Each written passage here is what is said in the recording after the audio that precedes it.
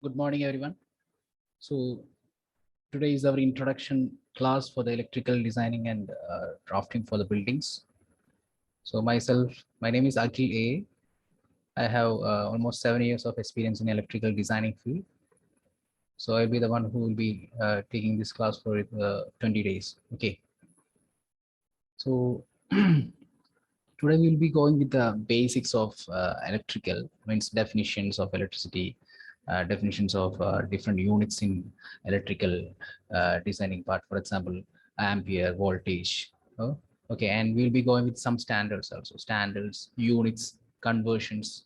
Okay, so from tomorrow, we'll be starting with our actual designing part. That is like first portion will be the lighting design, then it goes up to the single line diagram part. Okay, so initially you will understand different parts for designing. Like for example, you have to select the light fixtures, and based on let's level calculation, you have to design the lighting fixtures for a building. And next, you have to do the load scheduling. Okay, then prepare the DB schedule, phase varying diagrams. Then after that, you have to prepare the schematic drawing, electrical schematic drawing, or a single line diagram. Then finally, the single line diagram. This particular syllabus also includes low voltage parts also, like CCTV systems, public addressable system. Okay, so we'll be covering all the portion that we have already mentioned in the syllabus. Okay, and starting with this introduction part. So we have already gone through this definition of electricity, right? Like we have studied this definition from our, I think, from our school higher education itself, like flow of electrons. We always say that electricity is known as flow of electrons. Okay, so when you check the actual theory behind this, like flow of electrons flow from negative to positive, right? But actually, the direction of current is from positive to negative.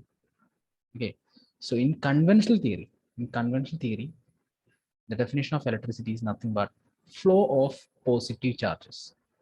So whenever we are you're attending an interview and someone is asking you like what is electricity, you have to see flow of positive charges. The flow of these positive charges happen because of the absence of electrons or the movement of electrons. Okay, so this is the conventional way to define electricity: flow of positive charges. So we know we have good conductors of electricity and bad conductors of electricity.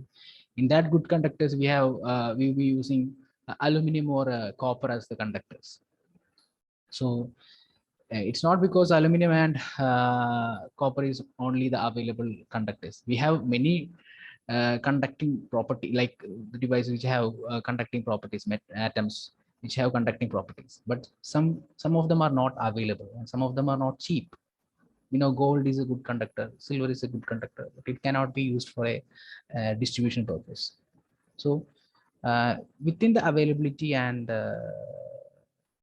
economical condition, matching to the economical condition, we'll be using copper or aluminum as the best conductor. Okay, so when coming to the electricity, we have two types: dynamic and static electricity. Dynamic electricity and static electricity. Okay, dynamic and static electricity. So we have experienced this static electricity and dynamic electricity. So static electricity means it is made or created by rubbing two or more objects together and making friction. Like here, electrons are static. That means it is not moving. Okay, it is opposite force, that is friction. It is actually caused by the friction. When we rub this scale on our head and we bring this scale close to some paper particles, it will get attracted. Okay, so this is actually because of the friction between the scale and our hair. Like we are generating the static electricity. Okay, this opposite force, greater the weight of the object, greater than the friction can sometimes cause sparks or fire. Like example, by rubbing a silk cloth on a glass rod, physical electrons are removed from the glass rod and placed on a cloth. Cloth has more electrons and rod has less electrons. When you rub your shoes on a rug, that means carpet or mat, and then touch a metal table or chair, then the shock you felt was static electricity dissipating through your body. So all of you might have experienced this particular phenomenon, like static electricity. Okay, then what is dynamic electricity? Dynamic electricity is the electricity which is in motion. Here, electrons are flowing through a conductor is nothing but dynamic electrical. So we are actually dealing with the dynamic electricity. Okay, here electrons are flowing, and that because of the electrons movement, current is flowing. Okay, so in dynamic electricity, we have two types, that is direct current and alternating current. So direct current, you might know that we're using storage devices like batteries. So we'll be storing this direct current inside a battery and we'll be using whenever it is needed. Like for example, if it is for giving backup supply, we'll be using an inverter to convert the DC to an AC. Otherwise, we will be giving 12-volt DC supply directly to some low voltage equipments, for example, CCTVs, public address systems, even our laptops and all. Like we are actually converting this 230 or 220 volt to 19.8 or 18.5 volt. Okay, we're actually converting it because the laptop or something like that equipment is having all uh, electronics drive or something which can be operated under a low voltage condition. Okay, so we will be converting that 230 volt to 12 volt using the adapters. Okay, and alternating current is actually the most common electricity that we are handling in the electrical part of a building. I'm just saying the we are actually going through this electrical designing for a building actually, like the buildings has commercial, residential, industrial buildings. Okay, so we'll be dealing with alternating current mostly. And when coming to the solar parts and all, or this CCTV and all, we'll be handling DC current also. So we need to understand the equations that we are going to use in alternating current and direct current. Okay, so we have single phase supply and three phase supply in alternating current, and we will be using single phase equation when the voltage supply is single phase. For example, for a normal residential building, you might need only single phase supply. But if the building is heavily occupied with electrical equipments, you might need to take three phase supply from the authority. If the building is having more than the demand load as per the electricity board, we need to provide a transformer. Okay, we need to provide a transformer so that this building can be simply operated by the transformer itself. Okay, so board or that's government department will not have any like demand or authority on this particular transformer. This will be owned by the building owner. Okay, so normally we'll be taking supply from a common distribution transformer that is located near to your building or in the sideways of the road. This one is specially provided by the client or the owner. Okay, so depending on the alternating currents demand, like expected load demand, we need to go through the certain standards or procedures proposed by the authorities. So this is actually different in each state. It will be different in each country. It will be different. The remaining procedures are same. Only the standards will be different. So whenever we go through this electrical designing, we will come to like what we say, understand some standards. For example, for preparing lighting circuit, the standards are different according to Indian standard and according to British standard. It is different. Okay, so if you are preparing this lighting circuit based on Indian standard and you're doing a project in UAE, for example, you're doing a project in UAE, especially in Dubai, so their standard is different. They are using DEVA standard.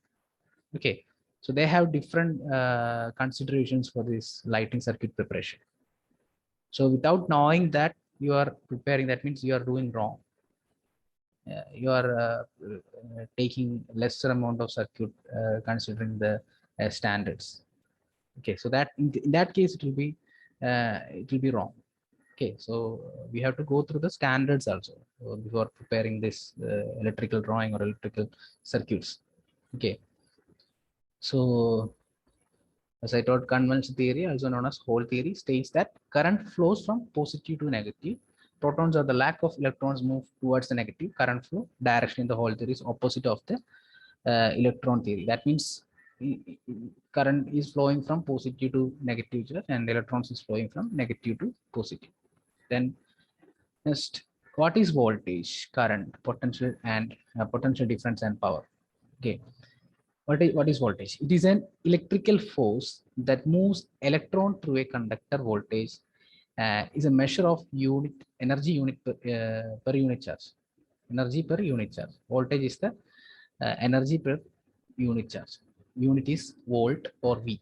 It is actually the force that moves electron through a conductor. For example, we have a conductor here, and whenever there is a potential difference between the end of this conductor, the electrons will be moving, thus the current will be flowing. Like you are connecting a copper wire to the terminal of a source supply like a distribution board, and you are feeding it to the end point of a device. Okay, then you are switching on the supply. Okay, and if there is no supply, that means if there is no voltage, nothing will happen. Okay, it is actually force that moves the electron through a conductor. So actually we call it as voltage, and unit is in volt, V. We represent it as in V. Okay, so we say single phase voltage as 220 or 230 volt or V, and three phase we say it as 415 or 440 volt. Okay, so these terms voltage, current, potential difference, kilowatts. So we will be dealing with this all units when we come to this designing part, especially the load scheduling part, and especially when we select the circuit breaker. Okay, all these terms are very important. Okay, so just want you to understand what is actually voltage. It is actually a force which helps the electron to move through the conductor. Okay, so for measuring, we will be using a voltmeter. So this voltmeter measures the voltage potential across or parallel to the circuit. The voltmeter measures the amount of electrical pressure between 2 points being measured. Voltage can existing between 2 points without electron flow. Okay, so we can see these measuring devices in a panel boards and all. So normally in distribution boards, we cannot see these voltmeters because it is actually a device which we actually use in a main panel boards or sub panel boards, which we can provide a provision for providing these voltmeters. In the normal distribution boards, which we by as per the specification will not have provision for the voltmeters. We can have this provision, like we need to provide an extra provision with like digital meters are nowadays available, so digital meters can be, but it is not necessary for a normal building. For a normal residential building, these voltmeters are not necessary, but some smart features like smart energy meters or smart distribution boards will have the facility to measure the voltage.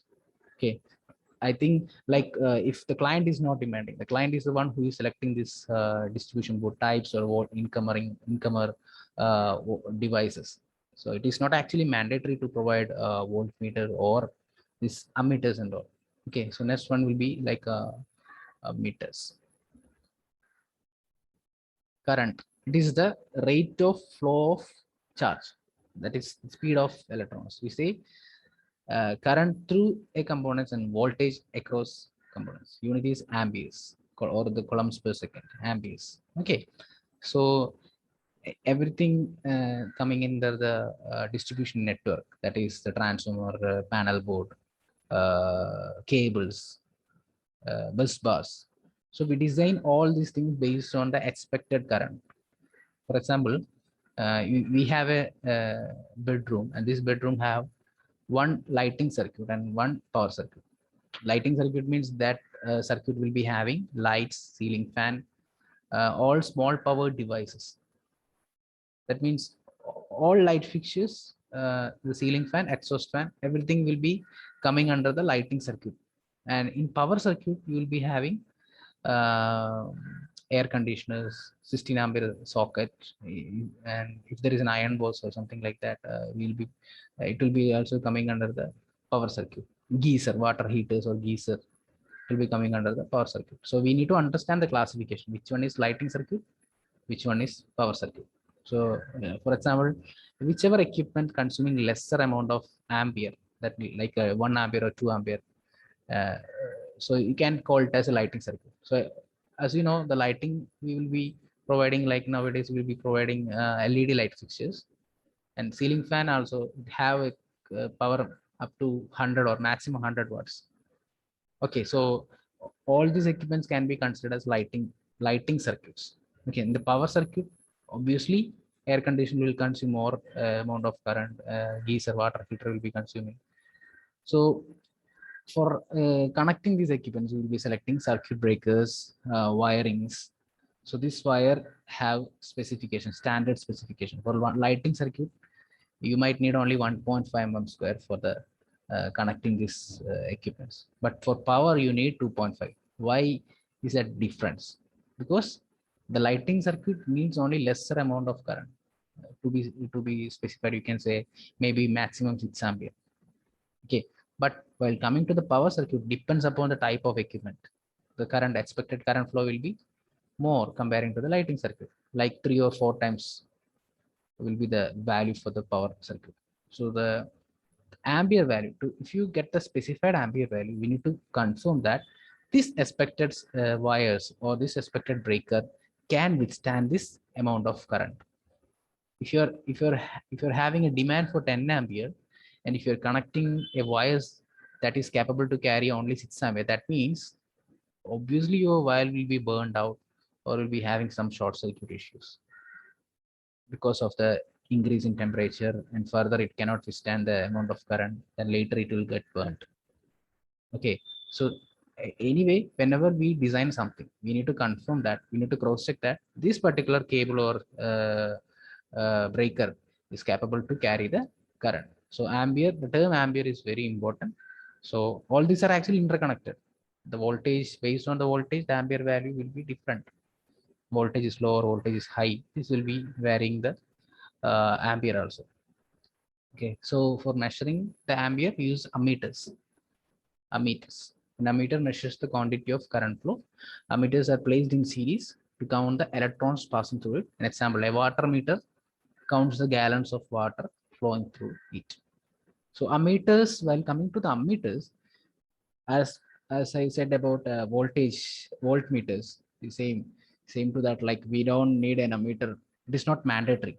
But if we want to measure, like if you are having a commercial building, that means it will be having multiple floors, and we need to understand how much ampere is actually being consumed at the peak time and the normal time. We need to get the details. So obviously in the main panel board or sub panel board, we'll be providing this ammeters, so that at the peak time we can understand the demand of current. So these ammeters have a limited size.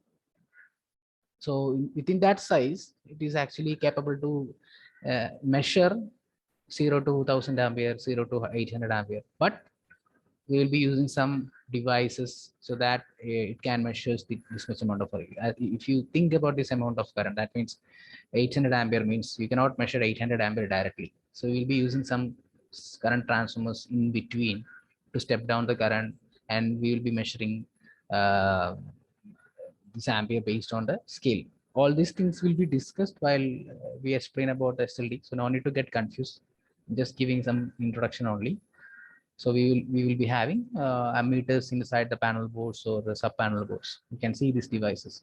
Okay, we will be representing with this using some legends. Okay, then resistance. So resistance, what is resistance? As you know, the term itself describes, this is a force that reduces or stops the flow of electrons. It opposes the voltage. Higher resistance will decrease the flow of electrons, and lower resistance will allow more electrons to flow. Okay, so obviously whenever you take a conductor, it naturally has some resistance. Okay, because of the what we say, ambient conditions. Okay, so manufacturer is telling this conductor is capable to carry this amount of current, but they will be specifying at the temperature of a 25 degrees Celsius. Okay, so you are actually taking this conductor to operate in a 35 like temperature having 35 degrees Celsius. That means, so as per the specification, the manufacturer specification, the normal operating temperature was 25 degrees Celsius. But now here the actual condition is like a increase of 10 degrees Celsius. That means 35 degrees Celsius. In that case, the resistance will be more comparing to the manufacturer's specification. That means you will not get the expected current or expected current to be flow through the conductor, because naturally, because of the temperature increase, the resistance will be more, or the losses will be more. So in that case, the current flow will be lesser than the specified value. So resistance can be calculated using ohmmeters, which can give the value for the resistance in that circuit. And also we know, while doing this earthing, so earthing is actually the important safety procedure in electrical wiring. That means whenever you connect a power device, not only power device, all the lighting equipments has to be earthed. Okay, so especially saying when you're operating a iron boss, or when you're operating a mixer grinder, so these equipments can give you electrical shock directly, because this is more vulnerable, since it can have some moistures near to this equipment, which can cause an earthing current that can, which you're directly operating this device. Okay, you might be using a mixer grinder, and it is having a metal part, and the wire has in contact with this metal body. In that case, can get electric shock if there is a leakage. Okay, so we will be taking an earthing conductor to earth this body, so that the electric current will not come or pass through our body. Instead of that, it will be going to the earthing conductor, and it's safely it will reach the earth pit. The only thing it can happen, like, this earthing conductor will have the least resistance path. Our body obviously will have some resistance. So anyway, this conductor will have lesser resistance than our body. That is why the earthing current is safely earth to the earth pit. Okay, so the resistance play an important role in making the passage for an electricity. So electricity will always choose the best path for like flowing, like the least resistance path. Okay, so these ohmmeters are not necessary for a panel board center, but for taking some measurements, like in a distribution network, we'll be using these digital meters. Okay, ohmmeters are not mandatory in a panel board, but voltmeter or ammeter will be required for a electrical network with bus bar panels. So it will be required to measure the quantity of ampere and voltage. The ohmmeter is not that much necessary. Okay. The potential difference or voltage difference, any point in a circuit is known as the potential difference. Greater the potential difference, the greater is the current flowing through the circuit. For example, we will be providing 230 volt through the phase line. We know if you're having a single phase supply, we will have phase and neutral. Phase and neutral. Okay, so this neutral is actually carrying zero potential, 0 volt. Okay, so you're feeding this equipment. If it is single phase, you are feeding this equipment with one phase, so that will be having 230 or 220. Okay, based on the standards. Okay, if you go to US, the voltage for single phase will be different, 110 volt. Standard voltage is 110. Okay, and if you're taking some British standard countries or Indian standard, like following countries, the potential is actually 230 volt for the 220 or 230 volt for the single phase.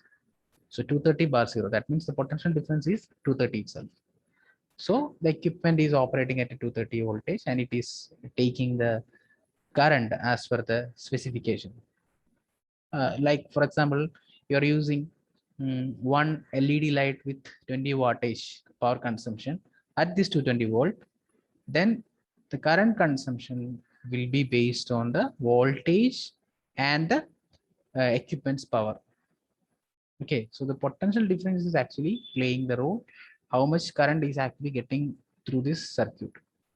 If you're having some, for in case if you're having some neutral current means in some case, if the circuit or the system is unbalanced, you might get neutral current through these devices. In that case, if you're having, for example, if you're having a 10 or 15 volt in your neutral side, that means the potential difference is 230 minus 10 or 220 minus 10. So you will be getting lesser amount of voltage than the expected value. So you need to make sure that no neutral current is flowing through the circuit, and so that the potential difference will be exactly as the required. Okay, So these are some equations to calculate the power. Okay, you can see P equal to VI, that is DC supply. When you are handling the DC supply, you are using the power equation as P equal to V into I. Here V is the voltage, I is the current, P is the power. Okay, and for single phase, the equation is P equal to V into I into cos phi. So V again voltage, I current, cos phi is the power factor. Okay, cos phi is the power factor. Power factor is actually, for in simple way, I can explain like that. We are having a capacity of 100 uh, uh, ampere. Okay, 100 ampere, and you're taking this 100 ampere from a source. Okay, from this source you're taking this 100 ampere, but in actually you will be getting only 80 ampere. I'm just saying an example. Okay, we will be discussing this power factor in the coming portions, and also as for now I'm just like to convince you like what is power factor. Okay, so you're getting only 80 from this 100 ampere capacity. So that means you're losing 20 ampere in between. Okay, so that means you're having this loss. Okay, so it is actually explained as apparent power and real power. Apparent power or real power. So apparent power we actually mention in volt amperes, kVA, kilovolt ampere. For example, we will be mentioning transformer in kVA. Okay, 100 kVA. But from this 100 kVA transformer, you will be getting only 80 kW. That is a real power. So remaining 20 is going as losses. Okay, so the relation between the apparent power and the real power, that is the kW and kVA, that is known as power factor. It is actually coming around 80%. Okay, 80%. You will be getting the 80% for the apparent power.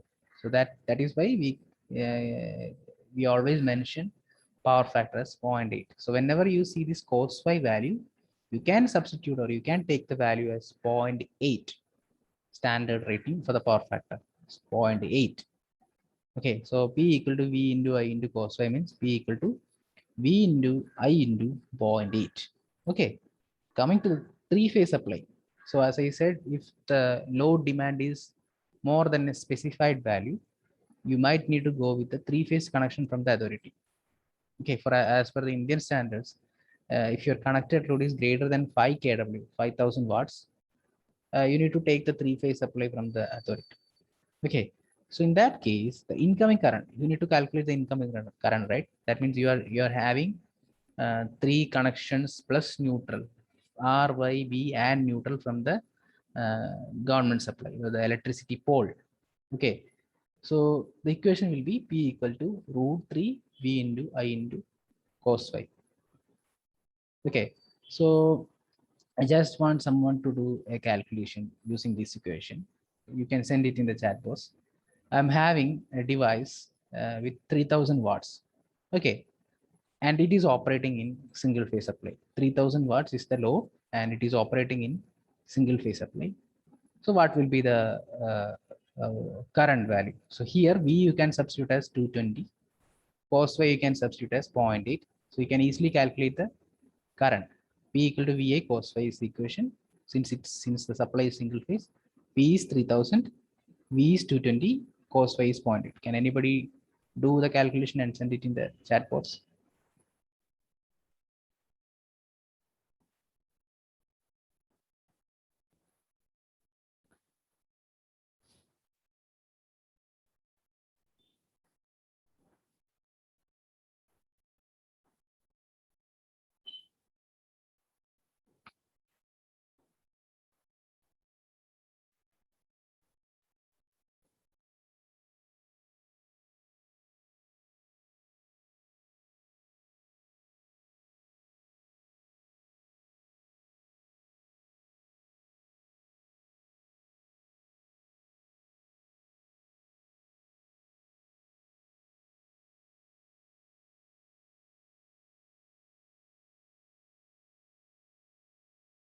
17 ampere. Okay, fine. 17 ampere. So we have done this calculation using the single phase equation P equal to VI cos phi. So we'll be substituting P as 3000, V as 220, cos phi as 0.8. So we'll be getting this value as 17. So the same equipment, if this same load or another equipment, the same load, for example, a three-phase pump, okay, having some 3.5 HP or 4 HP load, and the load is exactly equal to 3000 watts itself. So in that case, what will be the current? So in that case, you have to use the equation as P equal to root 3 VI cos phi. So here the equation changes because the supply is three phase. Okay, so we need to understand that which supply you are taking, and here we are having a three-phase supply. So same load, 3000 watts. Voltage will be 440. Cos phi is same, 0.8. So what will be the current value?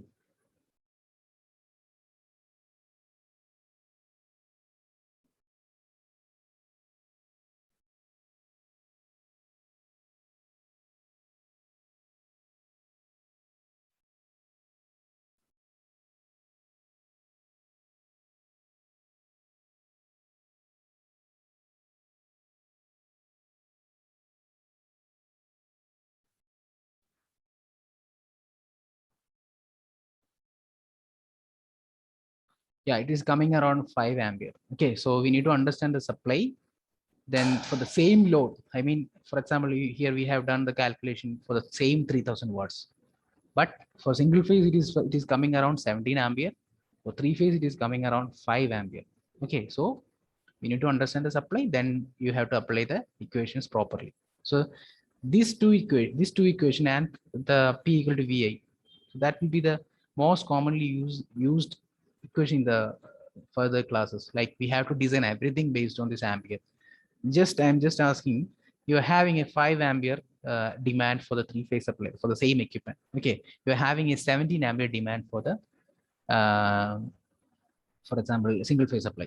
Okay, so can you assume, I know that you will not be having an idea, like can you assume or can you calculate or can you guess the cable size difference? For example, minimum size that we use for the circuit is 1.5 mm square.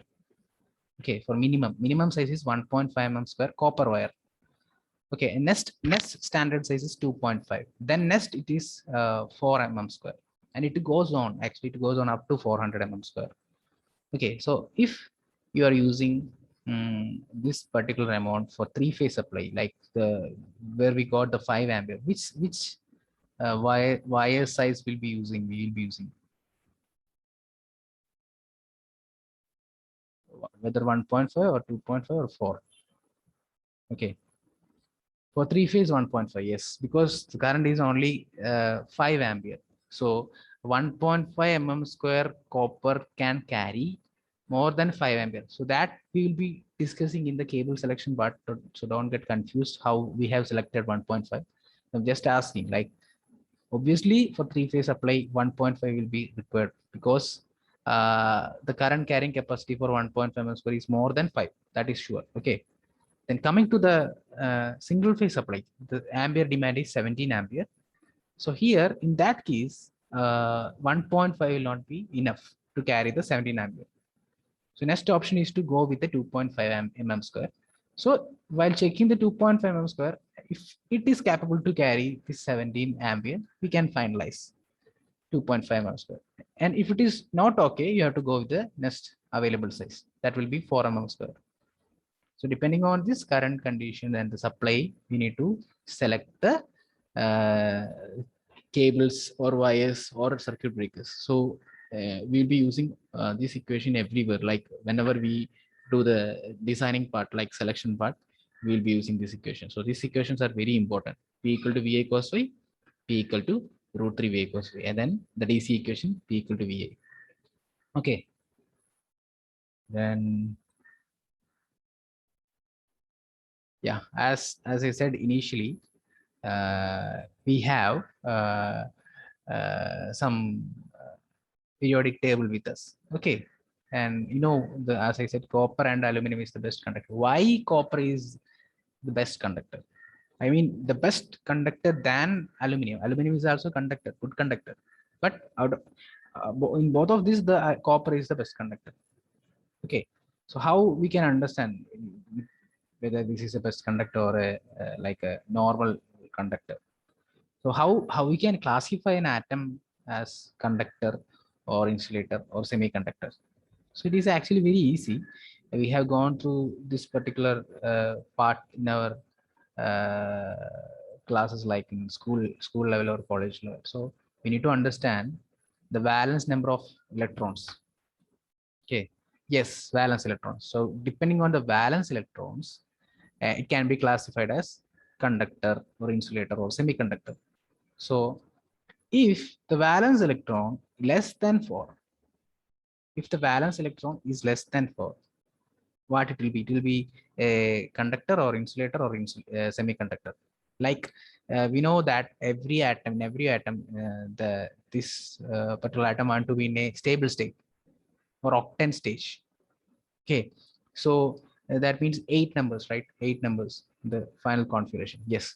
So if it is less than 4, that means it is a conductor, because here the valence electron will be trying to lose to the nearest surface. Like for example, if it is less than 4, it is easy to lose 3 conductors to become the octane stage or the stable state.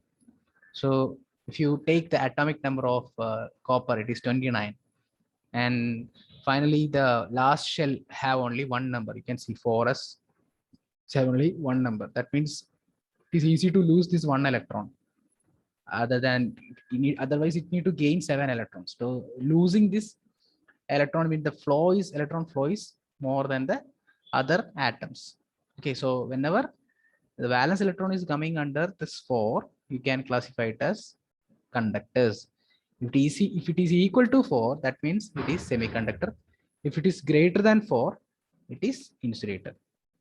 So if you know the periodic tables, and if you know the atomic number, and if you know how to classify according to the shell arrangements, whenever the valence electron is coming less than 4, you can easily say that that one is a conductor. And if it is equal to 4, you can say it as a semiconductor. And if it is greater than 4, you can say it as a insulators. Okay, so insulators means it's not conduct electricity. For example, wood will not conduct electricity. And if you take the atomic numbers, obviously it will be having greater than 4. Okay, so depends upon the free electrons, that will the atom will act as a conductor or semiconductor. So conductors, it is any material that conduct electricity. It is any material that allow flow of electrons. It is any material which has 1 to 3 electrons in their outermost orbit. Because atoms with 1 to 3 electrons in outer ring are bound loosely to the atom, they can easily move to the another atom. Okay, this is the conducting material's atomic configuration: 1 to 3 electrons in the outer ring. Okay, insulators. An insulator is any material that inhibits the flow of electrons. Okay, it is any material that does not conduct electricity. It is any material that does not flow the flow of electrons. It is any material which has 5 to electrons in the outermost orbit. Okay, because atom with 5 to electrons in the outer ring are bound tightly to the atom. They cannot easily move to another atom. Wood, plastic, rubber, glass, etc. Okay, this is the atomic configuration of a insulator. Semiconductor, it is any material with exactly four free electrons in its outermost orbit. Semiconductor is neither a conductor nor an insulator. These materials are used in the manufacturing of integrated circuits, diodes, transistors, etc. Okay. Then coming to the project requirements. So this is actually being the part of, so we have discussed about the definition of electricity, conventional theory, then the voltage, ampere, potential difference, resistance, then these conductors, insulators, semiconductors. Now coming to the project requirements. So project requirements means this is actually being an electrical design engineer. Okay, I'm just going to explain that being an electrical design engineer, how we can start a project. So we need some list of drawings or list of things, then only we can start the electrical designing. Okay, for example, I'm just saying, like, a client is approaching me. Okay, I can say the client might be an architect, or the client might be a house, the building owner. Okay, In both way, we can get the project either directly from the architect or from the building owner. Okay, normal in the normal case. But if you're going for a very big budget project and all, they will be having a project management consultants. So based on the drawing, they will be publishing this drawing to important or providing this drawing to important consultants, and they will be providing a fees, and they will be submitting a proposal. So based on this proposals and final amount and experience of this firm, they will be finalizing in a MEP consultants. Okay, so when the project is awarded to you, you will get some drawings from the PMC team or the architecture or the directly from the client. Okay, so main important drawings are architectural drawing, structural drawing, reflected ceiling plan. Okay, so everyone might have seen what is architectural drawing, but some might have not seen the structural drawings or the ceiling plan. So architectural drawing is nothing but the layout, 2D layout for a building with all furniture details, this door opening site, sitting area layout, bedroom layout, if it is a residential building. Okay, so we need all these layouts. Okay, so architectural drawing will be having all these details. Okay, for example, as I said, the furniture layouts, and for example, the equipment locations, electronics, electrical devices locations, so that we can provide the utilities connections, provision for the connecting these utilities, like, such as sockets, switches, something like that. But the structural drawing is actually related with the civil part of the building. Okay, that means the beams, columns, plinth beams, and pillars, all these details will be there in the structural drawing.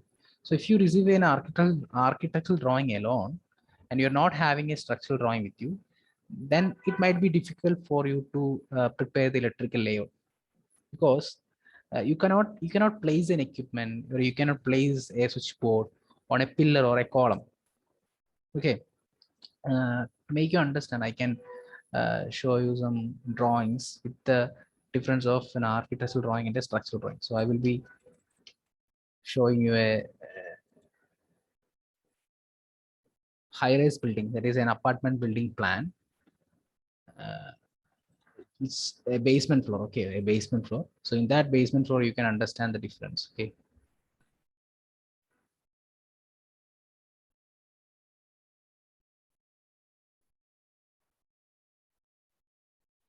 One minute. Let me open the drawing.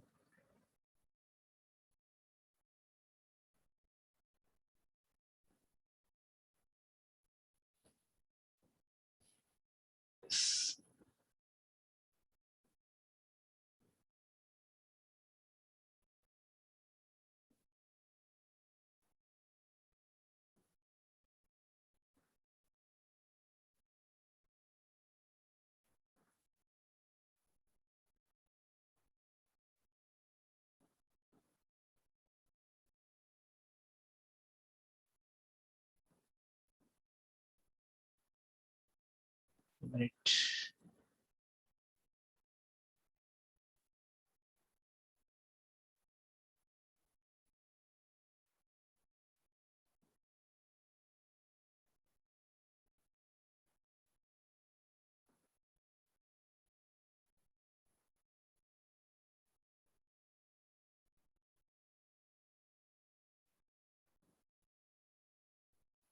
Yes, you can see this layout, right? Like this is actually an architectural plan. Okay, with some details regarding the columns and important columns. Okay, you can see these red marks. This is actually the column. Okay, but you cannot see the beams running through the ceiling or inside the room or hall space. You cannot see the beams. So if you check this drawing,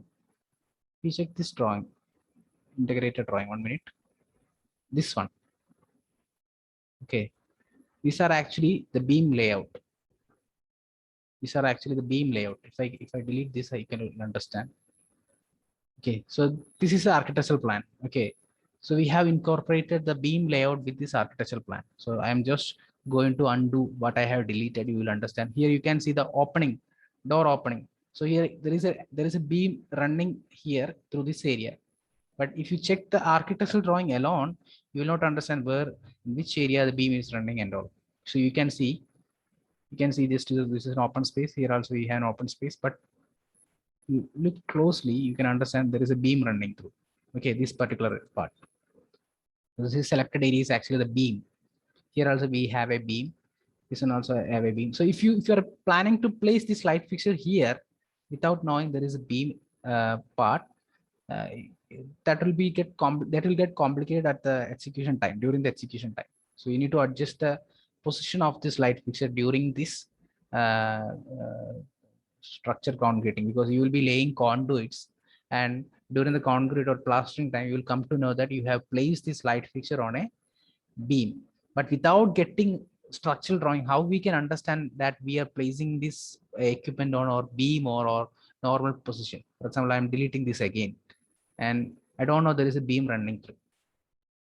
Okay, so without knowing, how can I make sure that I am not placing any electrical fixtures on a beam?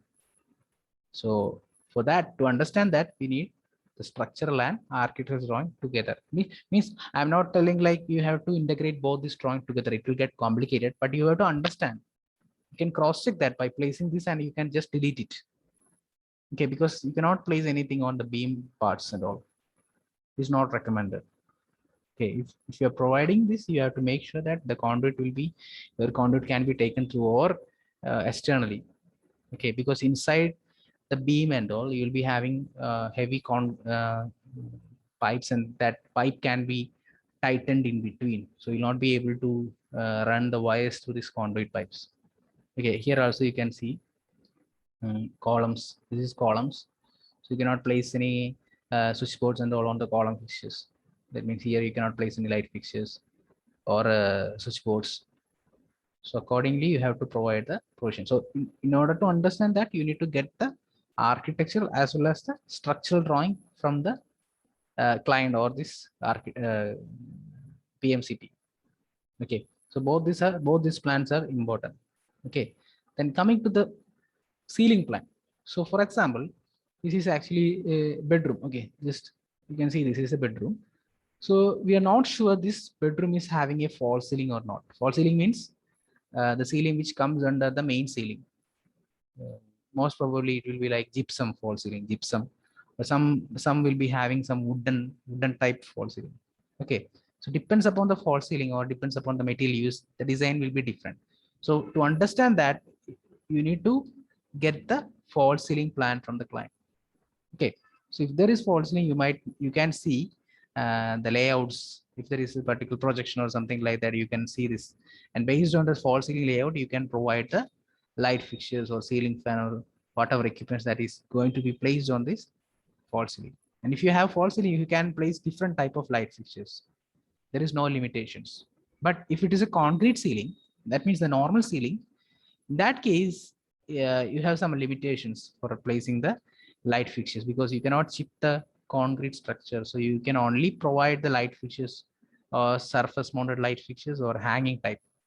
If you want to provide the recessed type, you can provide with the convenient junction boxes, but considering the maintenance part, it would be difficult. But if it is a false ceiling, that is a gypsum ceiling, you can place this light fixtures. You can cut the ceiling based on the light's dimension, so that light will be fixed comfortably with the false ceiling.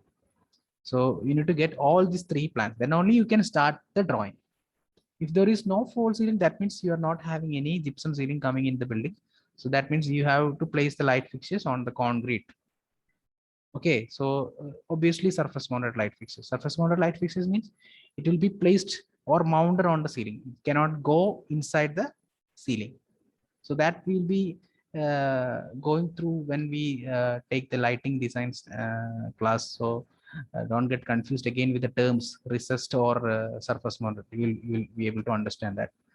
Okay, and so these are the three important requirements for the project. So project requirements: architectural, structural plan, ceiling plan. So regarding the ceiling plan might be different according to different type of buildings. For example, if you are doing a project on a residential building. So in this same building, you will be having multiple designs. For example, the common area or the living area will be having some premium finishes of the fall ceiling, like step type, design type fall ceiling. So based on the design of fall ceiling, you need to arrange the light fixtures, the strip lights, cove lights, the chandelier light. And if the building is centralized air conditioned, you need to run the duct between the fall ceiling and main ceiling. So based on the design, so usually we have plain fall ceiling. Plain fall ceiling means if you check the 2D view, that means completely plain. They no other designs on something like that. Normally plain, and the section view will be like this: the main ceiling height and the fall ceiling. In between the main ceiling and fall ceiling, the HVAC ducts or electrical cable trays or plumbing or firefighting pipes will be running through this part. Okay, so this is the section view of the plain ceiling. Okay, and next one is step type fall ceiling. Step type fall ceiling means the same fall ceiling will have multiple heights. For example, this area will be having a lower height, and this central part will be having lesser space between the main ceiling and fall ceiling. So in that case, if something is running across the hall, that means according to the ceiling plan, it has to have some bends or some fittings that can be accommodated within this design. Okay, and if your duct or pipes are running straightly to this part, that means this area you have much space comparing to the middle space. Okay, so we have step type fall ceiling depending on the building type. If you're having an auditorium hall, the height is having like a double height area.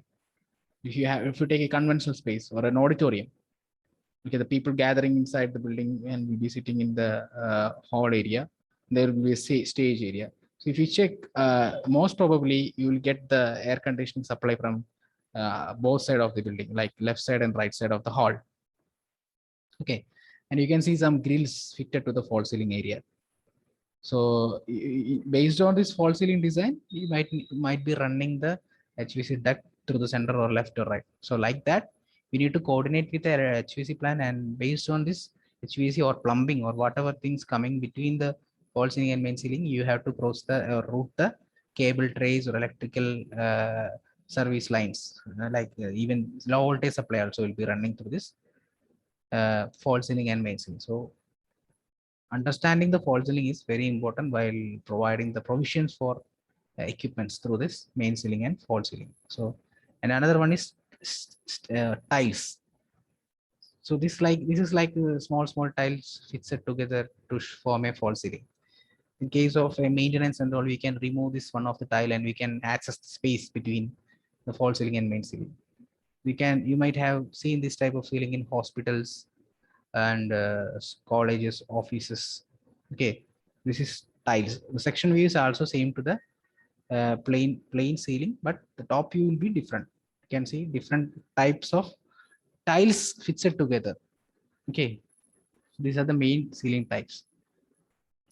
And to be specifically, you can see this is a first one is a step type. Second one is actually tiles. So first one is step type. You can see different heights. Okay, so according to the space between the fall ceiling, you have to route the cable trays or the HVAC ducts or the plumbing lines or the firefighting. Okay, and this one is tiles. You can be removed. So based on the tile arrangement, you have to provide the fixtures. This one is plain, completely plain. Okay. So these are the main project requirements: architectural plan, structural plan, and reflected ceiling plan. Okay. So if normally the client would be confused for a normal building and all, the client would be confused whether you need to provide ceiling plan or whether it is necessary. Okay. In that case, you will not receive the ceiling plans from the architects or the client. So it can be they'll be providing this ceiling plan later. So you need to consider, you need to understand that whether you're going to provide fall ceiling, then only you can provide appropriate light fixtures. So most probably we have, considering the electrical part, we have to provide the light fixtures or the ceiling fan or any other equipment on this fall ceiling or the main ceiling. So if it is fall ceiling, it will bring more easier, like what we say, if you're having some uh, cable tray running in between this false ceiling and main ceiling, obviously the false ceiling will be acting like what we understand is like we can run this cable tray through this area or this through this space. Okay, otherwise it will be visible. We cannot take any exposed equipments through our ceiling. Okay, so uh, for running the cable trays, for running this containments, the false ceiling will be helpful for that. Okay, so you need to understand the requirement. If the client hasn't provided the false ceiling plan, you can ask them, like you can ask them in an RFI, request for information. Okay, so we'll be asking all the necessary requirements and we'll be understanding the plan initially. We'll need to visualize the plan. We need to understand which space is this and what is the purpose and how we are going to provide all these fixtures.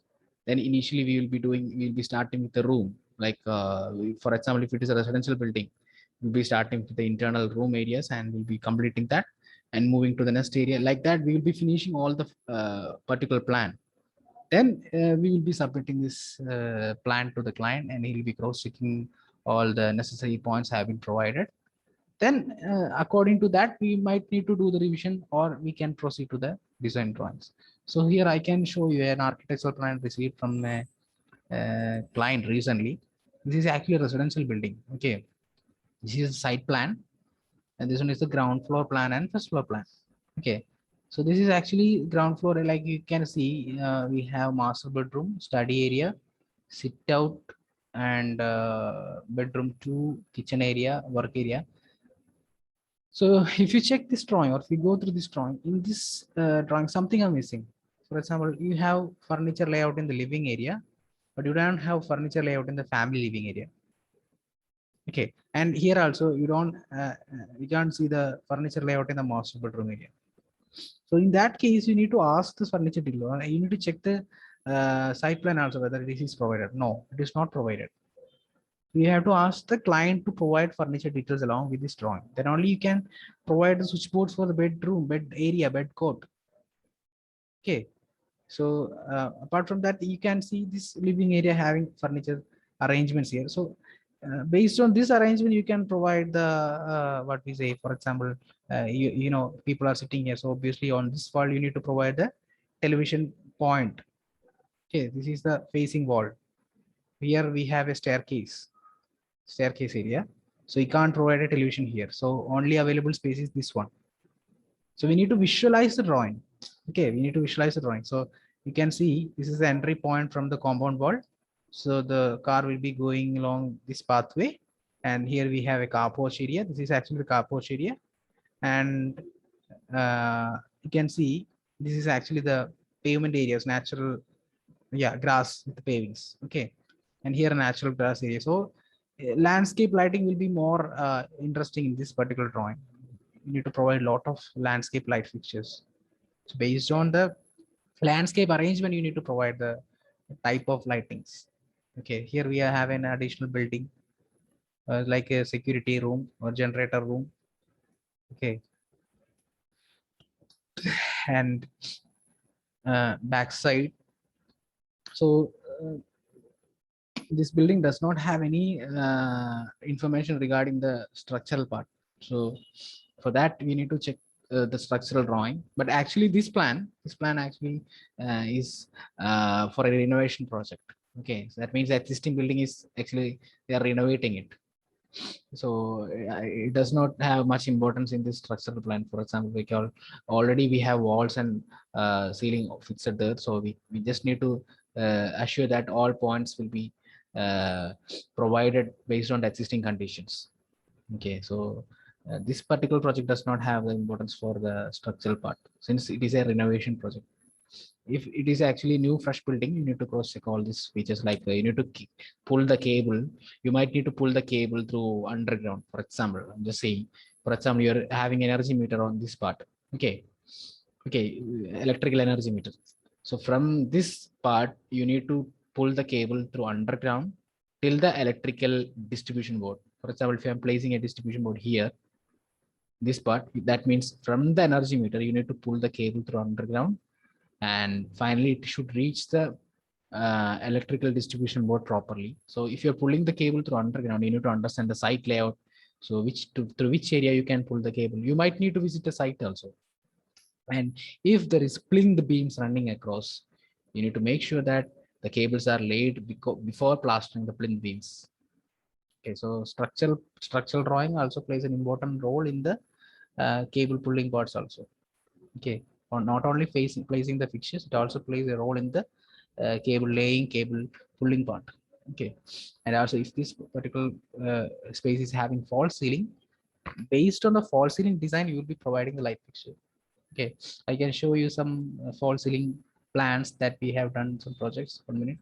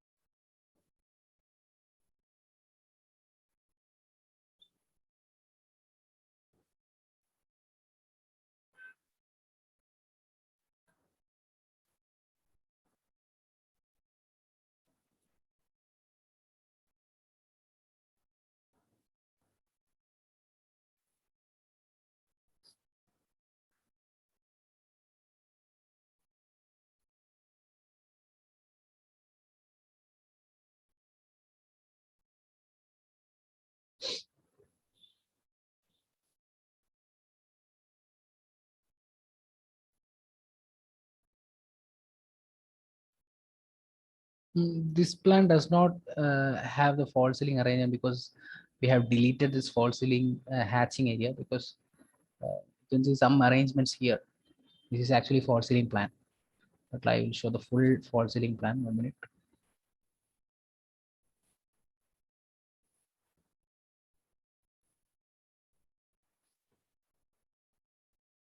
Because while submitting the drawing to the electrical contractor, uh, these people need to identify the location exactly, the exact distance from the nearest wall or nearest point. So if the drawing gets complicated, you will not be able to understand the exact positions of these fixtures. Yeah, I will show the drawing with the false ceiling plan. So this particular hatched area, you can see the hatching part, right? This is having a false ceiling part. Here, this space is empty. That means it does not have the false ceiling part. It is, so this acts as a step type false ceiling. Okay, you can see here we have false ceiling, and this end also we have false ceiling. Okay, so on this central area, we have provided LED cove lights or strip lights or profile lights. Okay, and three lighting fixtures on this side, two lighting fixtures above the coffee table, and one lighting that is chandelier light on the central part. So as you can see, there is no ceiling fan here since the formal living is becoming like a luxurious feel. So that is why we have provided a chandelier light, a costly one on the central part. So to get the airflow, we have provided some wall fans here on this side and on this side. So it can be compromised. The airflow can be compromised using this wall fan. It will be having oscillation to the left and right, and this one also have the oscillation to the left and right. Okay, so uh, because if you provide this ceiling fan in the central part of this ceiling, sometimes the look will be different as per the interior aesthetics. Okay, so after submitting this particular electrical layout, this client has approached a interior designer, or the interior designer itself will give some points regarding the lighting point. In some cases only the interior designing will be providing the furniture layouts only. So based on the furniture layout, we need to provide the light fixtures, and after finalizing all the lighting fixtures layout, this plan will be again, we will be submitting to the interior designer, and he will be developing a 3D layout. I'm not saying in all project it is same. Depends on the client's budget. He will be approaching this 3D or for a 3D rendering for each rooms. Okay, so I will show this room's 3D rendered picture so that you can understand how the lights have been arranged.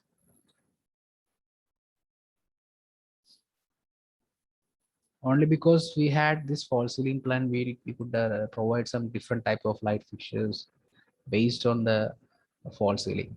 If there was no false ceiling, we will be providing only normal, what we say, normal light fixtures.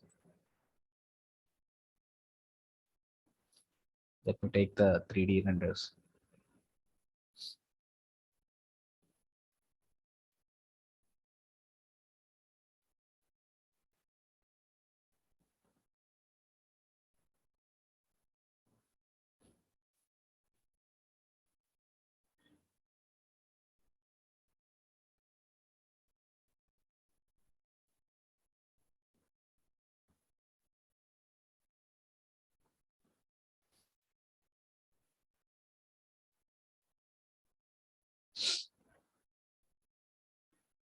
So this is actually the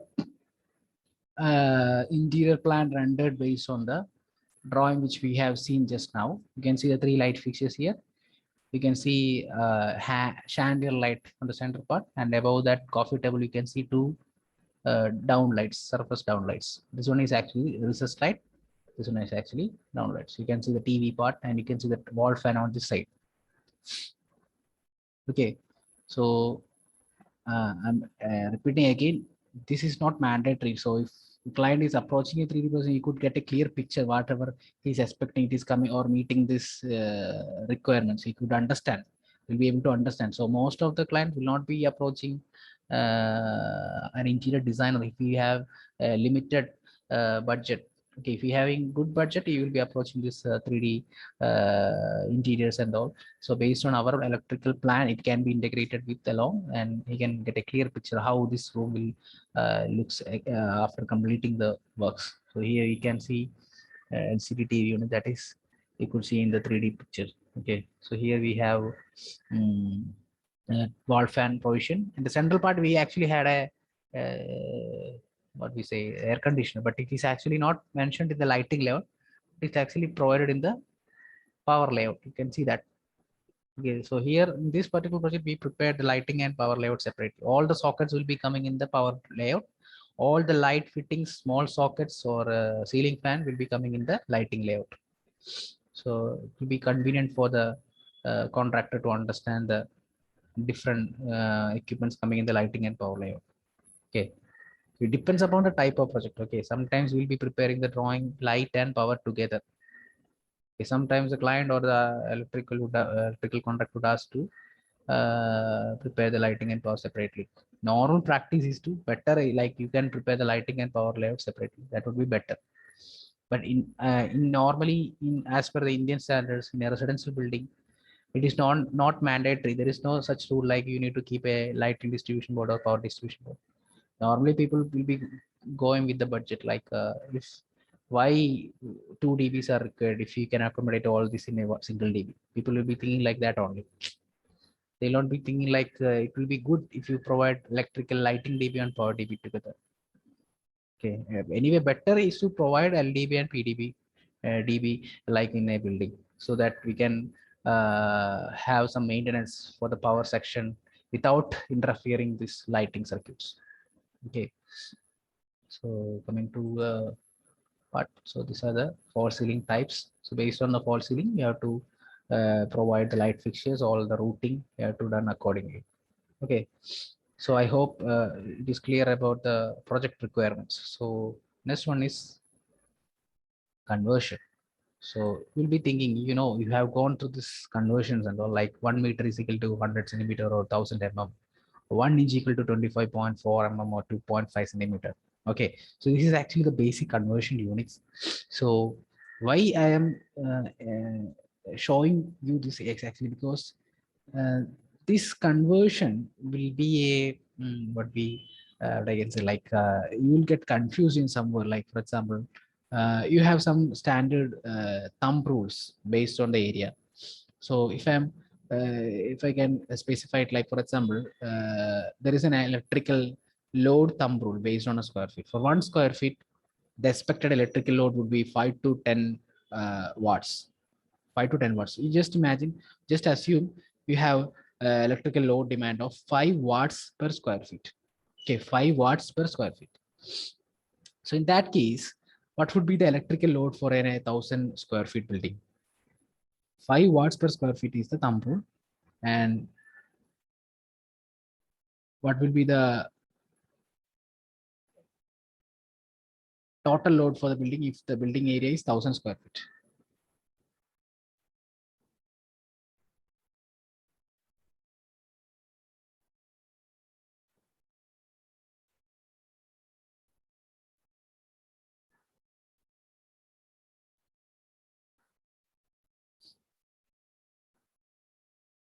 Yes, 5,000, 5K. Yes. So I'm just moving this particular page. Now I'm going to ask you, what will be an electrical load for 100 square meter or 1,000 square meter building? Now I have just said you the thumb rule for an electrical load for a building is 5 watts per square feet. But now I'm asking you, what will be the electrical load for a 1,000 square meter building? So now in this case, you need to convert the meter square into square feet. Then directly you have to multiply it with 5. So you're not having any calculator or you're not having any technical support. You're doing it instantly. So you just need to multiply it with 5. You will get the value, somewhat value. But I am asking you in meter square.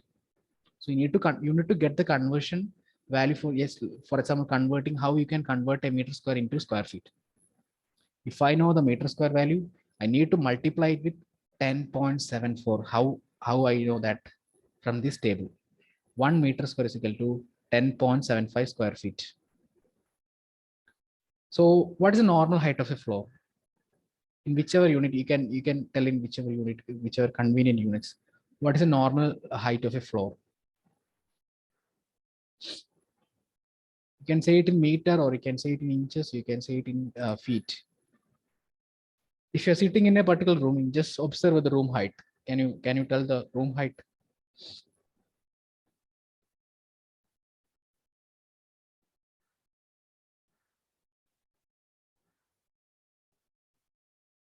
$3 meters, yeah, correct. 3 meters is the correct standard height of a room. So what about the height in feet? If you have to mention the height in feet, how we can specify this value, 3 meter value? So again, you need the data for conversion. So 1 meter is actually equal to 3.28 feet. That means 3 meter means it is coming around 10 feet. Okay, so that way you need to handle this conversion. So in some case, we will be mentioning 100 pipe, 100 PVC pipe. So some people will be mentioning on inches. We have faced these issues, right? When we go to a hardware shop and we are telling in that guy will be telling in inches. So you'll get confused. So these are actually small thing compared to the conversions. But when you prepare the drawing, you will understand what I am saying right now. Okay. So 100 pipe means how many inches? Anybody know 100 pipe in inches? You might not be knowing. Okay, that is okay. So here we have to understand the conversion table for the inches to the mm. Okay, 1 inch means 25.4 mm. So 100 mm is coming around 4 inches. Okay, so it is actually easy. Just need to by heart, like, or just need to go through this conversion daily, or just to whenever you get time, just go through the conversion. Just get into this mind. Okay, so 1 meter square is 10.75 square feet. So for easy calculation, you can just take the 10 value 10. You can ignore the 10.75. If you're doing just mind calculation, just multiply with 10. That means 90 square feet means 90 square meter means 900 square feet. 100 square meter means 1,000 square feet. Okay, just need to multiply the value. If it is mentioned in meter square, you can just convert into the square feet, and vice versa also. Like here, if you're getting this value in square feet and need to convert into meter square, that means you need to divide it with 10.75 or 10. It is easy, right? So this conversion tables, we will be uploading these tables in the Google Drive. Will be shared all the train documents to you. So after today's class, we'll be sending this recorded class as well as the important tables as well as documents, standards used. So in that you will be able to find this conversion table, and anyway it is available actually. Like you just need to convert it. You can just take the Google and you can convert it directly. But you need to have an idea. If for example you're saying 1 inch is coming around 25.5, that is correct value. 1 inch is 25, but don't say 1 inch is 2 mm, something like that. You need to get the approximate value anyway. So 1 meter means 3.28 feet. 3 meter means around 10 feet. 1 square meter means 10.75 square feet. Okay. So this is actually regarding the conversion. You need to understand the conversion values that will be useful while preparing the drawing. Okay. The next thing is standards used. So NEC, these are only few standards listed. Okay, there are many standards based on the countries you are working or handling projects. Okay, so mainly the important standards are NEC and British standards. So if you go to the standards of Middle East companies, GCC countries, you can see all are referred from the British standard. For example, if you take DEVA standard, you will be able to see that it is selected based on the BS standards, BS dash dash standards. Okay, and if you take now it is not Adeva, AD, the spelling is actually AD, not AB. Okay, Adeva. Now it is ADDC, Abu Dhabi Distribution Company. So based on the standards, you have to consider the preparation of circuits, preparation of node schedule. So everything will be different. Okay, so I can just show you some examples. What will be the difference between a or different country standards? Okay, so now I will just take the IS standard. Okay, Indian standard. So so my state is actually Kerala from India. So I will be taking Kerala State Electricity Board's handbook. Okay, then I will show the DEVA standard and Karama, Qatar Karama standards. So you'll understand the difference between all these three standards. Okay, so now I'm going to take Indian standard. So this is the scanned copy of a Indian standard handbook, sorry, Kerala State Electricity Handbook. And especially it is taken from IS. Okay, so everything comes in the book is actually arranged accordingly from this Indian standard itself. So here I can go to a specific page so you will understand the some points important in the KSCB standard. 1 minute.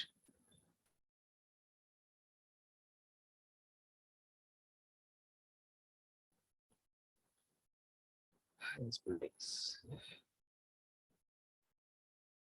Yeah, you can see electrical layout in residential buildings taken from IS 4648 1968 reaffirmed 1997. So there are some points regarding the electrical layouts in residential buildings. So there are a lot of standards specified to type of the building and applications. Okay, but this one is actually we are pointing out some important points in the residential building. Okay, so here you can see energy meter shall be at such a place which is readily accessible to both consumer and supplier. So for a residential building, okay, if you take a residential project, you should provide an energy meter, provision for energy meter. Okay, this energy meter is actually used for taking the readings. Okay, so the consumer will be responsible for the location or finalizing the location for the energy meter, and it should be accessible for the people who is coming for the reading. So the department, from the department, they will be coming to the building and they'll be taking the reading. Okay, so the supplier means the government authority will be sending a person to take the reading, and it should be accessible. So energy meter shall be at such a place that which is readily accessible to both the consumer and supplier. If you are providing it in a room and you are locking the room, and if you're not available at the site, that means it will be difficult for the supplier or the person to take the readings. So it should be at a location where it should be accessible to both consumer and supplier. And next point is like energy meter shall not be installed below 1 meter from ground. So that is another regulations. Okay, so this will be different. Okay, this will be different when taking other standard. This 1 meter will be like 1.2 meter in other standards. So you have to understand the standards that you need to be followed, then you have to prepare the drawing and then you have to specify the dimensions of all these things. Isolating device shall be placed immediately after the energy meter and should be readily accessible to the consumer. Okay. Fuses or other protective devices shall used have adequate breaking capacity. In insulated conductors connected to live wires shall be either red, yellow, or blue color. Neutral shall be black. Okay. All switches shall be on live wires and never on neutral. So most of the people who might not have experience with the wirings, or who might not have gone to this wiring methods, will be having a confusion that we will be feeding the switches with phase and neutral. No, it is not like that. If the switch is a single pole switch, we will be only feeding the switch using the phase wire only. Neutral will be directly connected to the equipment. So phase we will be taking through the switches, and we are actually switching on and off this phase wire supply only. Neutral is directly connected to the equipment. No need to feed through the switches. If you are feeding the switchboard with phase and neutral, it will be going directly to the equipment without touching the switches. That means only the phase will be on the as mentioned, uh, all switches shall be on live lines and never on neutral. Okay, so can anybody prepare like a drawing for the staircase wiring? You have might have prepared this staircase wiring, or you must be familiar with the staircase wiring. I can draw that, but I want someone to just draw some rough sketch and you can upload it in the chat box if possible. I'll just give 1 or 2 minutes. If not possible, I will just draw and explain. If possible, someone can draw the staircase wiring. So staircase wiring means this particular wiring means like we can control the light from two independent positions. That means when we are entering the staircase, we'll be switching on the light from the ground floor. Okay. And after reaching the upper floor or upstairs, we will be switching on the light from another switch. Okay. That means that one light is being controlled from two independent locations. So this light is actually, this switch is actually different from the normal switch. What we call that particular switch, we actually mentioned that particular switch in specifically. One-way switch and two-way switch. You might have heard about that. One-way switch and two-way switch. Okay, one-way switch is the normal switch which will be controlling the lights or fans or equipments with one independent position. If you are planning to control one electrical equipment or fixture with two different locations, you need to provide a two-way switch. So this two-way switch will be having terminals will be different. So I can show you some pictures of this two-way switch and one-way switch.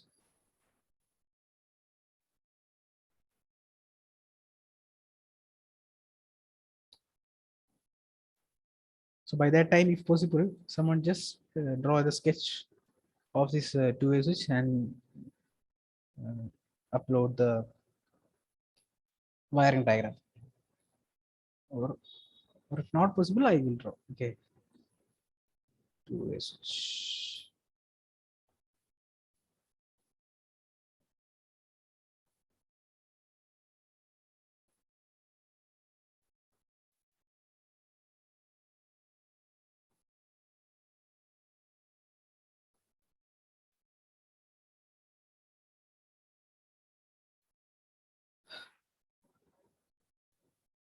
So you can see this is a example for one-way switch. You can see it's two terminals.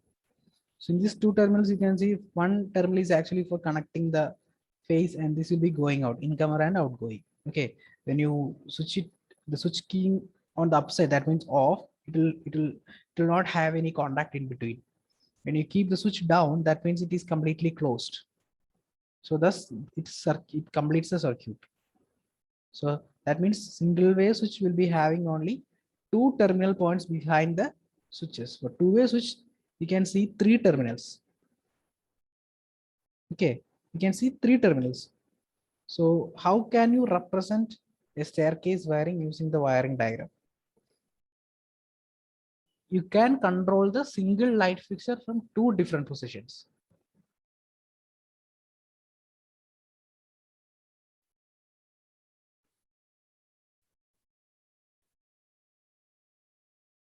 Someone is trying, I will just wait. If it is not possible, I will draw the wiring. So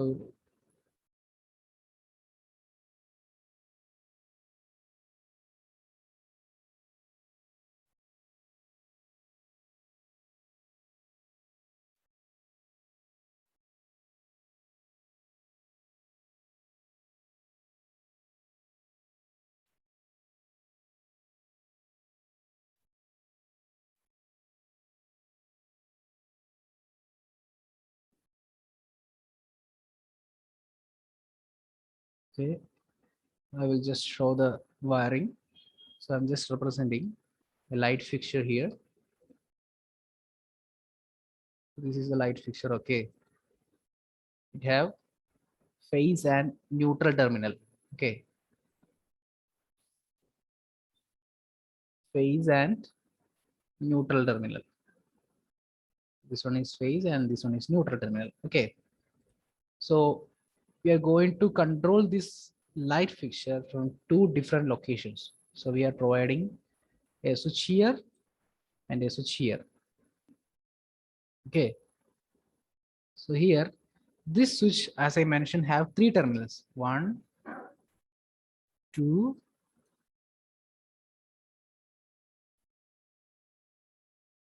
3. Okay, and here also 1, 2, 3. Okay, so we call these terminals as L1 common L2, L1 common L2. So I will write L1,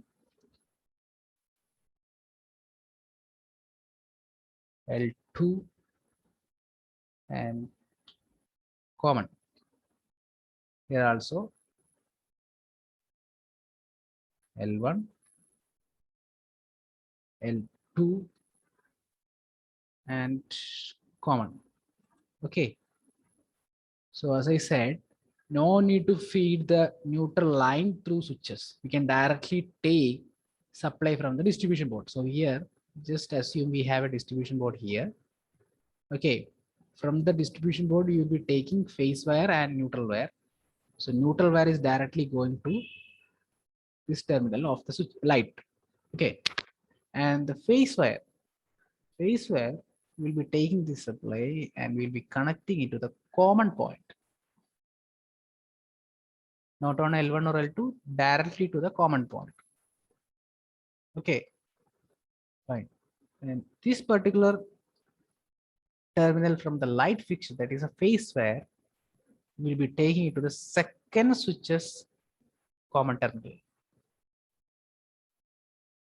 Okay, now you can connect this L1 with L2, this L2 with L1, or you can just directly connect L1 to L1 or L2 L2. Anyway, you can do that. Okay.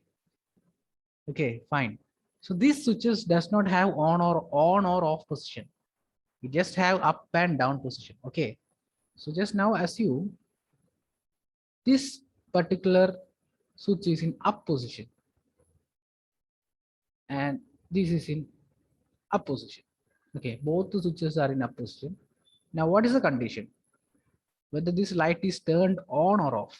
Just observe the drawing and just let me know whether this light is turned on or off.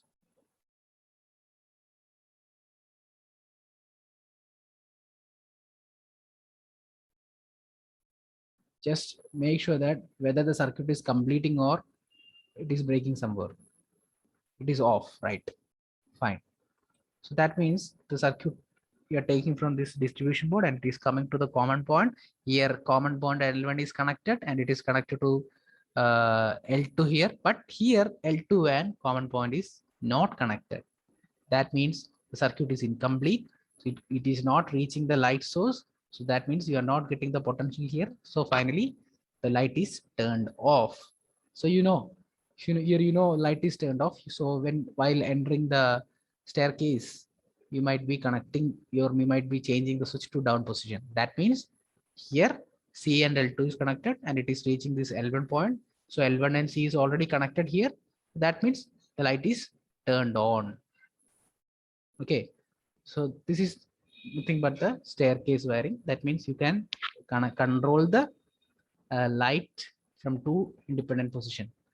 And nowadays this two-way switching is not actually mandatory. Now we have motion sensor lights which will operate whenever a person is entering the staircase, or we can provide timer switches which will operate for a particular time, and after that it will get automatically turned off. So no, and also physical, if it is physical switches like normal switches, we will be providing two-way switches depending upon the room conditions. Like staircase you can provide, hallways you can provide, and in carport you can provide. For example, you are coming to a residential building during night time, and your car parking area will be having like dark, your car parking area might be a dark space, so you will be having a switch to control the car parking area's light from the car porch area. Then if you turn off this lighting, you will not be able to get enough light through the passage to the residential building. So you'll not be turning off that light fixture. After reaching your building, after entering the building, you can turn off the light from inside area. So that how it is possible. We are providing two-way switches in the car parking area or the car porch area, and in the residential building also you'll be providing the two-way switch.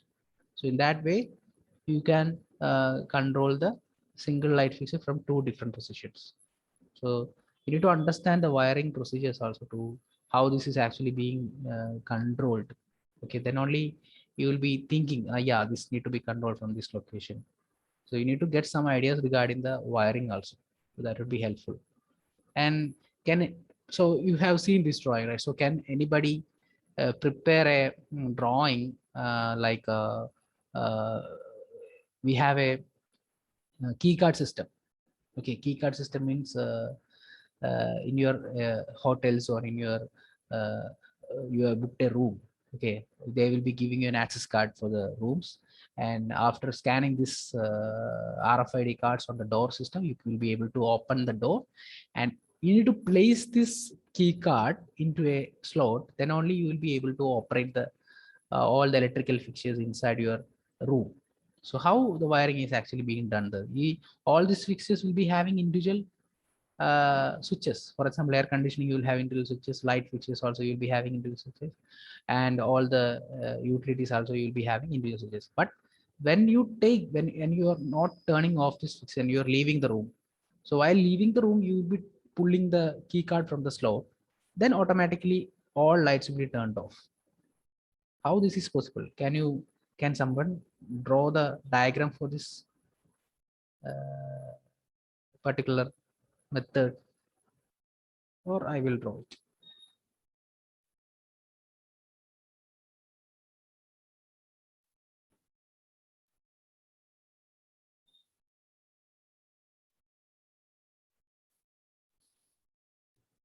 Okay, for example, this is actually a light.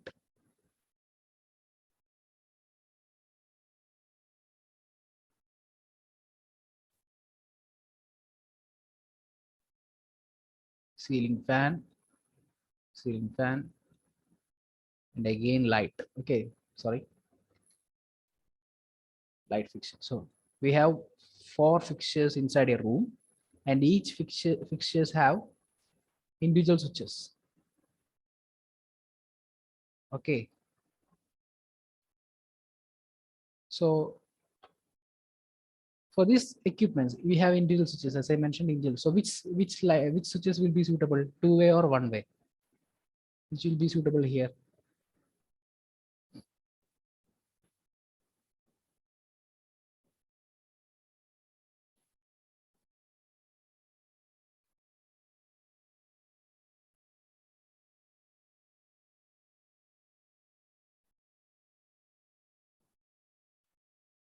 Yeah. Yes, one-way switch will be suitable here. So we are providing one-way switch here, and we will have 2 terminals. 1, 2, 1, 2, 1,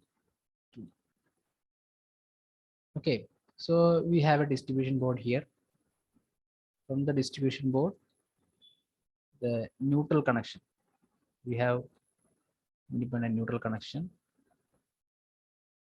Okay, so from the distribution board, according to the routing, I'm saying you can directly take the neutral wire to the equipments, but most probably you will be having conduits running from the distribution board to switch boards. So in that case, neutral will be going through this way only without entering switches. But for representation, I'm just showing neutral I'm taking directly to the fixtures. And this one is actually looped to here, then looped to here. According to the standard, you can loop up to 10 or 20 numbers for each circuit. So here we are having only 4 numbers. So I'm looping all this with a single neutral wire. And here we are feeding this phase wire. But as I mentioned, we are actually having a key card here. So I'm representing a key card switch. So this key card is actually a switch. It is controlling all the switches. So how it is controlling? This one will be having again a single way wire with 2 poles. So this is actually acting as a single way switch. Okay, so here I'm just connecting into the below terminal, and from here I'm seriously taking to this switch, then connecting it to the switch and connecting it to this parallelly. And independent switches will be connected to the phase terminal of this.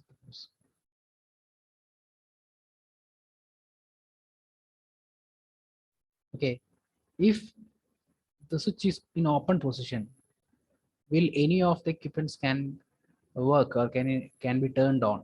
What do you think? This is in closed position. This is in closed position. That means everything is on, and you have already like you have took the key from this key switch or key card. That means it is in open position. That means the circuit is incomplete because here the circuit opens because it is taken series connection, not parallel connection. So only if you place this card here, the circuit will be turned on, and thus it is giving supply all to all individual switches. And depending on this switches position, this equipment will be turned on. So this is how we are actually providing the key card switches inside a hotels or resort rooms.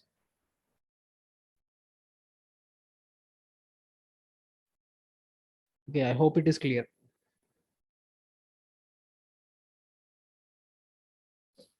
So coming to different standards. All switches shall be on live and never on neutral. Earthing conductor may be uninsulated. If insulated, the covering shall be finished to show green color. Normally, as Indian standards, for phase wire, you take either red, yellow, or blue. For neutral, you take black color. For earth, it is green color. So depending on different standard, the color combination will be different. Some have the color combination as brown, black, gray. Okay, so it actually depends upon the standards. So depending on the standard, you have to select the suitable color codes. After the main switch, there shall be a distribution board. Yeah, obviously, the previous time we do not had a distribution board for distributing the electrical supply. We will be feeding the lines directly to the switch boards from the fuses with a single fuse. But as per the standard, we would need a distribution board after the main switch. Okay. So that means after the energy meter, you will be having a distribution board. From the distribution board, we will be taking the supply to the individual switch boards and then the lighting fixtures or the power utilities. There shall be a separate circuit for power and lighting. So anyway, they are not telling we need a separate distribution board, but we need separate circuit for lighting and powering. That means if you take a breaker, either that breaker will be lighting or power. You cannot mix both lighting equipments and power equipments inside a breaker. Either you should provide lighting circuit or you should provide power circuit. So this lighting and power circuit can be mixed up in a single distribution board. That is fine. Okay, that is not an issue. But you shall have a separate circuit for lighting and powering. There shall be minimum two subcircuits for lighting. At least you should have a two subcircuits for lighting. With single circuit, you can't take all the light fixtures inside a building. At least you should have a two subcircuits. Okay.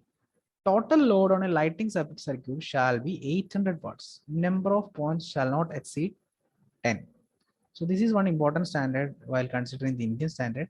You can see in a single circuit, you can take maximum 10 points. 10 point means, for example, you have a room with 5 number of ceiling fan and 5 number of LED light fixtures. Okay, that means you can take all these points in a circuit because 5 plus 5, 10 points, total 10 points.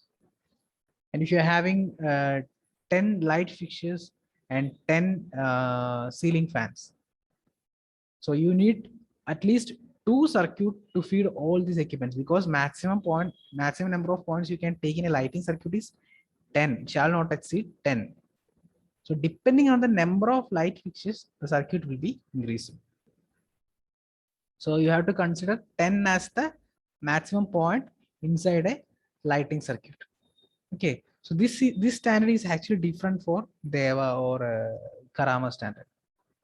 Okay, now I will just show the Karama standard, which is specifying the number of circuits, so you'll understand the difference. Section 7, final subcircuit 7.1. All lighting subcircuit shall be installed with a maximum loading of 1800 watts per circuit. So here they are mentioning you can take maximum load of 1800 watts per circuit. They are not specifying it to the 800 watts. They are telling you can take maximum 1800 watts. And if you follow the remaining points, you will understand the following tables set out the cable size and circuit breaker relationship for the maximum permissible electrical load to be connected to the circuit. The external lights shall be provided with a timer switch and photocell connected through steel wire armoring cable. The only breaker size permitted to be used is 5 ampere, 10 ampere, and 15 ampere. The maximum electrical loading applies to tungsten lighting and discharge lighting include all control gear losses for installation with direct switched circuits. So you can see different ratings of lighting circuit breaker based on the load, and you can see the cross-sectional area of the cable also based on the load. Okay, so here if you're taking 5 ampere circuit breaker for a lighting circuit, that means the conductor size shall be 1.5 mm square. Earthing size also 1.5 mm square. Load, you can take a maximum load up to 600. If you're taking the breaker size as 5 ampere, okay. And if you're going with a 10 ampere breaker, that means you can take a load up to 1200 watts. The size is same, 1.5 is same. Okay, but the circuit breaker capacity is 10 and the lighting load capacity is 1200. And as the maximum point, you can see 1800 watts. The wiring size is 2.5 mm square. The capacity, circuit breaker capacity is 15 ampere. So 600 is there, 1200 is, you can go with any of the standards. So maximum is 1800. Okay, size is 1.5, 1.5 for the 5 ampere and 10 ampere and 2.5 mm square for the 15 ampere rate. So this is actually mentioned in the Karama, taken from the Karama standard. And this one is actually 7 kW. So there are some important points that we'll be mentioning in the along with the standards. So I just taken some example to show you.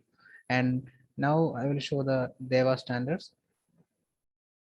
All so assessment of connected load and maximum demand. All lighting and fan circuit shall generally be installed with maximum load per circuit within 2000 watts. So here they are mentioning that the lighting circuit load shall be within the 2000 watts. The minimum size of circuit wire or earth continuity conductor shall be 2.5 mm square. So here the minimum size is 2.5. You cannot take 1.5 mm square wire for the lighting circuit. They are mentioning 2.5 mm square shall be the minimum. With maximum protective breaker protection 16 amps. A minimum of 100 watts shall be considered for each normal light fitting and fan pointing if fixtures are not selected at the design stage. For example, you are preparing the circuit.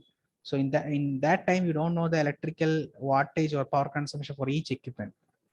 Okay, so then you need to assume that 100 watts shall be the individual load for each point. So that means you can take maximum 20 points in a circuit if you are assuming this 100 watts. Okay. If you know the specific load, they're not telling anything about the numbers. They're only specifying about the wattage. Total wattage shall not exceed 2000. Okay. So based on that, you have to select the, or you have to prepare the circuit, lighting circuit. And if you see this particular point, radial final subcircuit may be installed to serve a maximum of 13 amperes. Switched socket outlets in room other than kitchen controlled by a 20 ampere circuit breaker. The distribution. A maximum of 10 socket outlets in room other than kitchen may be connected to a ring circuit controlled by a 30 ampere circuit breaker. So we have two different types of circuit breaker network. One is radial type and another one is rings type. So radial type means you can take only maximum of 13 ampere socket. If you're taking more socket than the specified limit, you need to take it as a ring circuit. So what is this ring circuit and what is this radial circuit? So radial circuit is actually the normal wiring procedure that we actually follow. Like the wiring will start from the circuit breaker and it will end at the last socket. Okay, I will show that radial circuit diagram 1 minute.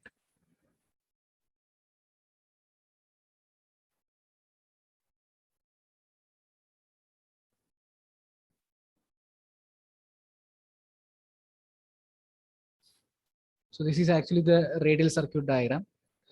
From the distribution board, it will go going to the switch boards and sockets, and till the last socket you will be having a wire, and it will end here.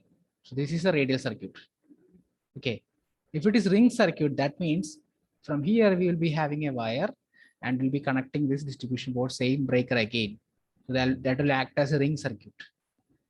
Okay, so if you have a requirement of more than 5 sockets, then you need to take ring circuit. Then in ring circuit you can take maximum 10 points. So this is a representation of ring circuit. You can see from the distribution board, you go, the supply is going phase, neutral, earth, and till the last point, and from the last point again you are taking it to the distribution board. If anything happens in this particular part, supply will be going through this area. Supply will be continuing. If anything happens in between the sockets, either the supply will be going through this side. So this is actually as per the DEVA standard. Okay, so we don't have, as per Indian standards, we don't have anything related to the ring or radial, because we always follow the radial wiring for the each circuit. No need to provide ring circuit. It will be having extra wiring length for the ring circuit. So it is, there is no such rule regarding ring or radial. So we generally follow the radial circuit wiring. But this is a standard practice as per the DEVA standards. So we have to follow the same if you are doing a project from like in Dubai. And current demand of 13 amperes shall be assumed. See, here in India, we generally have 6 ampere, 16 ampere, 20 ampere, but now every international brands are available. That means you can have 6 ampere socket, 10 ampere socket, 13 ampere socket, 16 ampere socket. So every type of socket is available right now. So as per the standard, we have 6 ampere and 16 ampere sockets. Then the rating would be like 20 or 25. But as per the British standard, especially in their standard, you can see 13 ampere socket. But this 13 ampere socket is actually acting as the purpose for the 6 ampere socket that we generally use here. Because we usually connect the 6 ampere socket for television, our desktop PCs, and some small powered equipments, bed lamps, okay, mobile charging points. For example, like all small powered points can be connected to the 6 ampere. The same purpose they actually provide through the 13 ampere socket.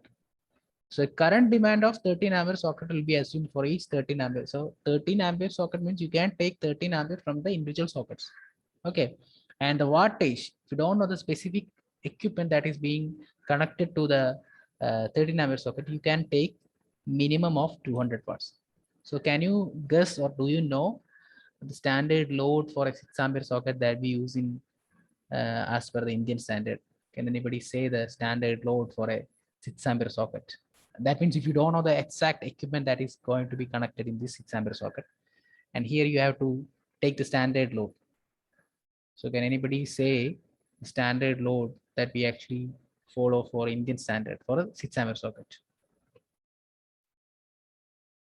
You can just guess the value. If it is wrong, not an issue.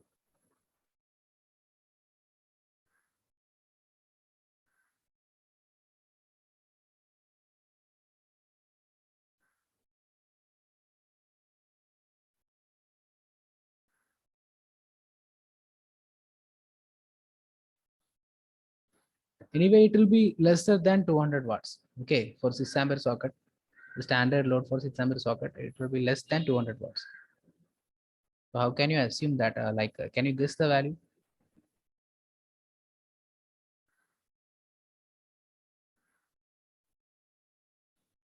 Okay, I will say that 6 ampere socket as per KSCB standard, it is coming around 60 watts. You can just take, you can assume 60 watts. As per Indian standard, it is coming around 100 watts. So whenever you see a 6 ampere socket, you need to mention the load as 100 watts. Okay, so that particular load will be also different according to the standards. Okay, here also you can see current demand of 15 ampere shall be assumed for each 15 ampere socket outlet circuit. However, for general purpose utility socket, an assumed load of 1000 watts per socket outlet installed in commercial and industrial premises and 500 watts per socket if it is installed in the residential premises. So depending upon the location, they are specifying it like for 15 ampere, you can take either 500 or 1000 watts. If it is a residential building, you can take 500, or if it is in commercial building, and if you don't know the exact load, you can take 1000 watts. So coming to our standards also, if you know the standard equipment load, for example, I'm going to connect a refrigerator in a 16 ampere socket, and I know the electrical consumption of this refrigerator, that is 300 watts, then I can take the specified load. But if that is a general socket, that means you can connect any equipment according to the requirement. That means you are not having an idea about the electrical equipment.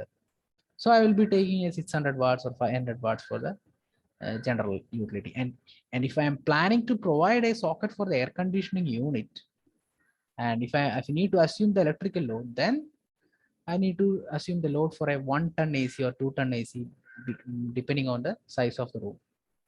So in that way, we need to assume the electrical load. Then we can calculate the total connected load of that building. Okay. So, and thus we will be finalizing all the equipment. Then we will get the total load by preparing the load schedule and all. So some standards are different according to the conditions. Okay. So only some standards will be different calculation and all the procedures will be same. Okay. So this is all regarding the introduction part for electrical designing.